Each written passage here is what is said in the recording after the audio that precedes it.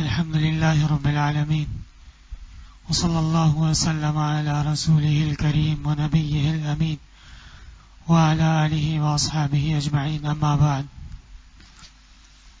مسلمان جب صاحب نصاب ہو اور اس کے اوپر 1 سال گزر جائے تو زکوٰۃ کا ادا کرنا اس کے لیے فرض ہو جاتا ہے.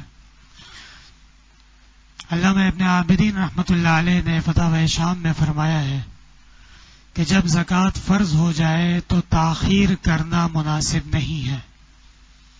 اس کی 2 وجوہات ہیں. ایک وجہ تو یہ ہے کہ انسان کی زندگی یہ عارضی ہے، یہ کسی بھی لمحے ختم ہونے والی ہے، اور اللہ تبارک و تعالی کی طرف سے جو اس پہ فرائض ہیں اعمال کی قبولیت اور اعمال کی سلامتی کے لیے ضروری یہ ہے کہ تمام فرائض و واجبات وہ اپنے ذمے سے بر وقت ادا کر دیے جائیں، تاکہ خدا نخواستہ اگر اس حال میں دنیا سے رخصتی ہو جائے تو ذمے پہ کوئی فرض واجب اللہ کا حق وہ باقی نہ ہو.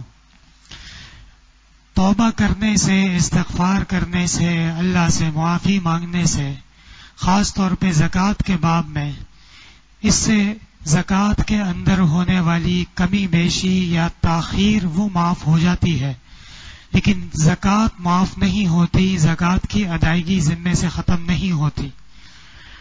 اسی طرح اکثر و بیشتر یہ مسئلہ پیش آتا ہے کہ گزشتہ 4، 5، 6، 10 سالوں کی زکوٰۃ ادا نہیں کی، ناسمجھی تھی یا تعلیم نہیں تھی یا مکمل معلومات نہیں تھی، کسی بھی وجہ سے.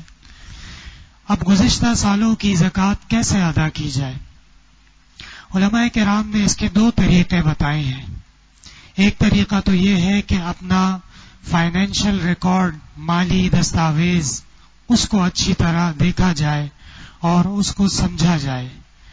اگر اس میں سے حساب کتاب پتہ چل جاتا ہے، مثلا کہ 2015 میں اتنا مال آیا اور 2015 کا سال جب ختم ہو رہا تھا تو اتنے مال کا میں مالک تھا، اس حساب سے زکوٰۃ دے دی جائے.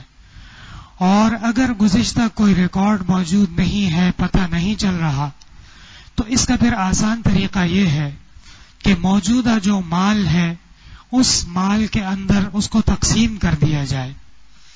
سب سے پہلے 2015 کی زکوٰۃ، پھر 16 کی زکوٰۃ، پھر 17 کی زکوٰۃ. ایسے کرتے کرتے جب موجودہ سال پہنچ جائے تو دیکھا جائے گا کہ مال جو بچا ہے وہ اتنا ہے کہ بندہ صاحب نصاب ہوتا ہے یا اس سے کم ہے. اگر ابھی بھی بندہ صاحب نصاب ہے، اس موجودہ مال کے حساب سے زکوٰۃ ادا کی جائے گی، اور اگر بندہ صاحب نصاب نہیں ہے تو پھر اس کے اوپر زکوٰۃ ساقط ہو جائے گی، زکوٰۃ اس سال کی فرض نہیں ہوگی. سونے کے اندر اگر کھوٹ ہے، ملاوٹ ہے، آج کل کیرٹ کہا جاتا ہے، 24 کیرٹ کا سونا ہے، خالص ہے، تو اس کی زکوٰۃ میں بھی بازار میں 24 کیرٹ کی قیمت کا حساب ہوگا. اور اگر کمزور سونا ہے جس میں ملاوٹ ہے، 18 کیرٹ کا ہے، 14 کیرٹ کا ہے، تو اس سونے کا حساب بازار کے اندر اس جیسے سونے کی مارکیٹ کے حساب سے ہی ہوگا.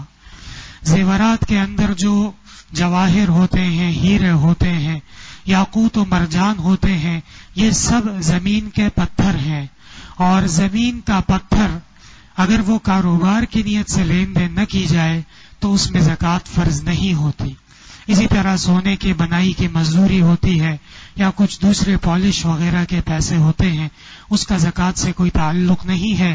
اصل مال وہ صرف سونا ہی ہے اور اس کی زکوٰۃ ادا کرنی ہوگی. بعض اموال اس طرح کے ہوتے ہیں جن کی آمد کے ذرائع حرام ہوتے ہیں، اللہ تعالیٰ سب کو محفوظ فرمائے. مثلا رشوت ہے، مثلا شراب کا کاروبار ہے، مثلا قبض ہے، مثلا کسی سے چھینا جھپٹی ہے. تو علماء کرام فرماتے ہیں کہ اس طرح کا مال وہ چھیننے والے ظالم یا حرام خور کی ملکیت میں نہیں آتا. مسلمان کی ملکیت میں حرام مال آتا ہی نہیں ہے، اور جب کوئی چیز مسلمان کی ملکیت میں نہیں آئی تو اس کی زکوٰۃ بھی اس پر فرض نہیں ہوگی.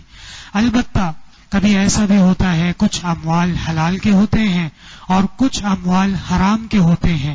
لازم ہے کہ اس کو علیحدہ علیحدہ کر لیا جائے.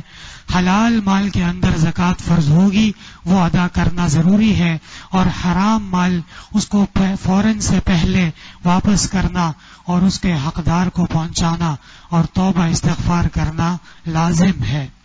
بعض اوقات ایسا ہوتا ہے کہ انسان کے اوپر قرضہ ہوتا ہے، اگرچہ ہاتھ میں کیش موجود ہے، مال موجود ہے، لیکن چند مہینوں میں قرض خواہ کو قرض واپس کرنا ہے، تو یہ مال اس شخص کی ملکیت نہیں ہے، یہ قرض خواہ کا مال ہے اور اس کو واپس کرنا ہے. لہذا اس صورت میں جس شخص کے قبضے میں ابھی مال موجود ہے اس پہ زکوٰۃ فرض نہیں ہوگی. اسی طرح بعض اوقات ایسا ہوتا ہے کہ آپ نے کسی کو قرضہ دیا اور اس قرضے کی آپ کو واپس ملنے کی قوی امید ہے، یقین ہے، لکھت پڑھت ہو چکی ہے، قانونی سلسلہ ہو چکا ہے، گواہ موجود ہے. اسی طرح کوئی مال بیچا کاروبار میں، ابھی اگرچہ اس کی پیمنٹ آپ کو نہیں ملی ہے، لیکن آج کل میں کسی بھی وقت آپ کو اس کی پیمنٹ یقیناً ملنے والی ہے، تو جب زکوٰۃ ادا کی جائے کل مال کے اندر ملنے والے قرض اور ملنے والی پیمنٹ یہ کل مال کے اندر شامل کیا جائے گا اور اس کے بعد زکوٰۃ کا حساب کر کے زکوٰۃ دی جائے گی.